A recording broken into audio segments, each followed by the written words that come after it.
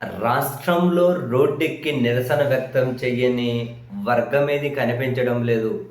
దాదాపు చాలా కీలకమైన ప్రాంతాలన్నీ ఆందోళనలు, నిరసనలతో బిజీగా కనిపిస్తూ ఉన్నాయి.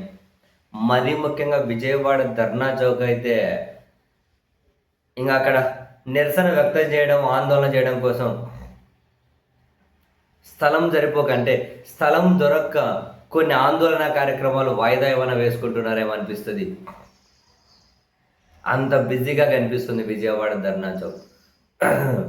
తాజాగా ఈసారి న్యాయవాదులు రోడ్లెక్కారు. అఖిల భారత న్యాయవాదుల సంఘం ఆధ్వర్యంలో న్యాయవాదులు విజయవాడలో మహాధర్నా చేశారు. చాలా కీలకమైన న్యాయవాదులందరూ కూడా హైకోర్టు బార్ అసోసియేషన్ సభ్యుల దగ్గర నుంచి, అఖిల భారత న్యాయవాదుల సంఘం గౌరవాధ్యక్షుల దగ్గర నుంచి చాలా కీలకమైన వాళ్ళందరూ కూడా ఈ మహాధర్నాలో పాల్గొన్నారు. వాళ్ళ డిమాండ్ ఏంటి అంటే, గత ప్రభుత్వం అనేది చిన్న న్యాయవాదులకు కాసింత స్టైఫండ్ ఇచ్చి వాళ్ళు వృత్తిలో స్థిరపడేలా చేయడం కోసం అని చెప్పి లా నేస్తం పేరు కింద 5,000 రూపాయలు స్టైఫండ్ ఇచ్చేవాళ్ళు. ఈ ప్రభుత్వం దాన్ని 10,000 ఇస్తామని చెప్పి హామీ ఇచ్చారు.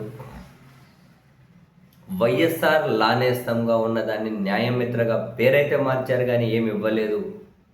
సో తక్షణం ఇప్పటి వరకు ఎంతైతే పెండింగ్లో ఉందో, ఎంతైతే ఈ ప్రభుత్వం ఇవ్వాలో దాన్నంతా తక్షణం చెల్లించేయాలి అన్నది ఒక డిమాండ్. న్యాయవాదులను పబ్లిక్ సర్వెంట్లుగా భావించి రక్షణ చట్టాలు తీసుకురావాలి అన్నది ఇంకొక డిమాండ్. అర్హులైన న్యాయవాదులకు హెల్త్ కార్డులు ఇవ్వాలి అన్నది ఒక డిమాండ్. ఇలాంటి కొన్ని కీలక డిమాండ్లతోటి న్యాయవాదులు రోడ్డెక్కారు.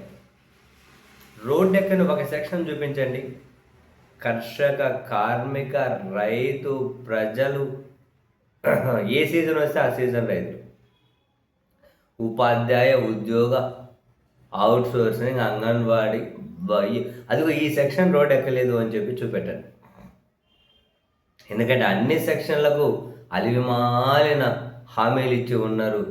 అవి అమలు చేసే పరిస్థితి లేదు.